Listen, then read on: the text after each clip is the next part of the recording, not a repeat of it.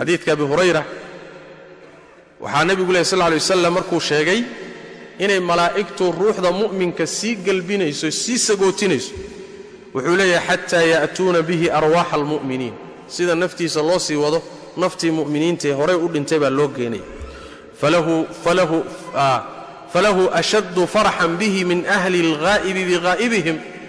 سيدا أغفر حيان ما يسوغفر حيان دادك مركا يسو تغان وحي كدر انتهي روح أتشعليدو كامقنا مركو كوي ما دوت قلنتان ساد أغفر حدوك هو يدا أما أباها أما عرور تادود مددير كلام قنايدين marka aad kulantaan sidaad ugu faraxdo oo kale sidaas si ka badan ama ka daran ayay muuminiinta isu tagay ruuxdoodu ayay isugu farxayaan markaasay warsanayaan kuwii isaga ka horeeyay ka hor dhintay ee loo geeyay baa marka warsanay waxay leeyihiin ma faala fulan warkii hebelaha bal ka waran muxuu sameeyay hebel ka waran seebu ku dambeeyay markaas wuxuu leeyahay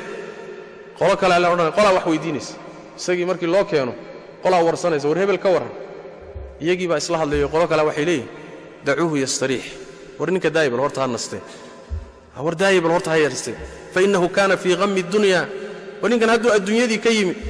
kadeedkeedii rafaadkeedii dhibkeedii waa hadda ka socda bal waxoogaa hayaranastee u yarakaadiyo su'aalaha ka daayay qolaa markiiba su'aashii kula soo boodo waxay war dhulkaadii horta hebel ka waran kii hebel aha muxuu ku dambeeyey markaas wuxuu leeyahay maata ama ataakum war waa dhintay mar horuu soo dhintay aniga waa iga soo horeeyay miyuusan idin iimaanay markaas waxay leeyahay maya nooma iimaanay dhuhiba bihi ila ummihi alhaawiya hadiiba meesha laga waayo xagee u jira hooyadii haawiya la geeyay waa halalaha kaasi naar buu jira marba hadii kulankii muuminiinta laga waayay arwaaxdoodii inuu soo dhintayna ninkan warkiisa uu keenay ninka waxa la xaqiijiyay meesha labaad ee uu jiray inay haawiye iyo naarta marka in dadkii ahibadii iyo akhyaartii iyo dadkii ilaahay jeclaa iyo dadka jeclaydeen ruuxdaada loo geeyo oo ay ku soo dhaweeyaan oo aad kulantaan ayadana min naciimil aakhir min naciimil qabri ayaa lagu tiriyaa oo kamid tahay xadiidka ibn Hibban baa soo saaray ابن ماجه isagoo kale wareysanadkiisu waa saxiix sida uu tilmaamayo Sheikh Albani alayhi rahmatullah intaasi